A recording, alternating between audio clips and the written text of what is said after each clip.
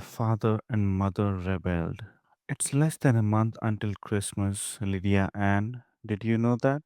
Said the old man as he leaned back in his chair and sighed. Yes, I know, Samuel, his wife replied, looking at him over her glasses. Samuel went on as if he had not noticed her look. Hmm, I already have 10 neckerchiefs. How many pairs of crocheted slippers do you have? Oh, Samuel, Lydia answered softly. I don't care anymore, Samuel said suddenly, sitting up straight. We should get something different for Christmas for once. Just because we are old doesn't mean we don't enjoy things anymore. But the children mean well, Lydia answered gently. They just want to give us something. I know they do, Samuel replied a bit angrily. But every year it's the same thing. Slippers for you and neckerchief for me. They don't even think about it. It's just a habit. Samuel, how can you say that? Lydia Ann grasped. But it's true, he said. They buy the same things, wrap them in brown paper, and leave them in our room. I know I should be grateful, but I can't help how I feel. I've been holding this in since last Christmas. He leaned closer. We are not that old. You're 73, I'm 75, and we still do most of the work ourselves. Isn't there anything else you'd like for Christmas? Well, Lydia Ann hesitated. The slippers are nice, I suppose.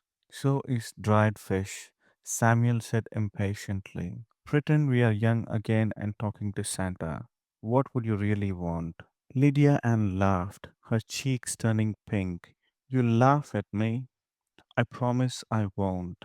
It's silly, she said. I'm an old woman.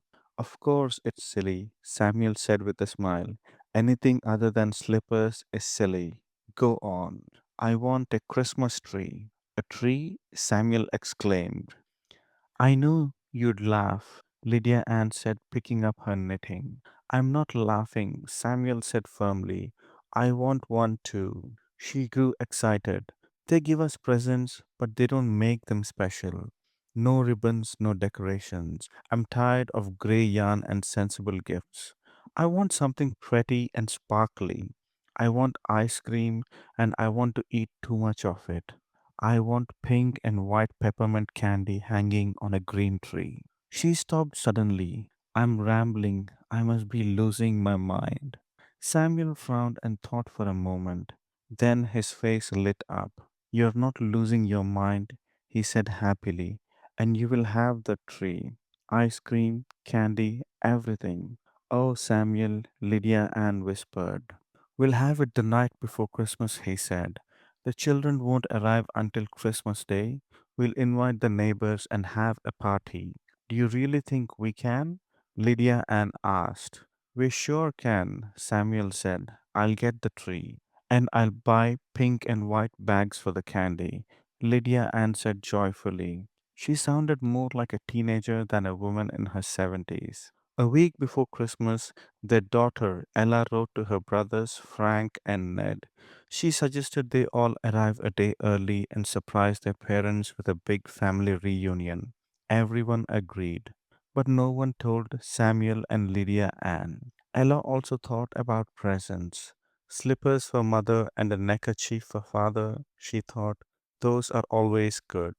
On Christmas Eve, all three families arrived in town together by accident. Then they realized too late that their parents had no idea they were coming.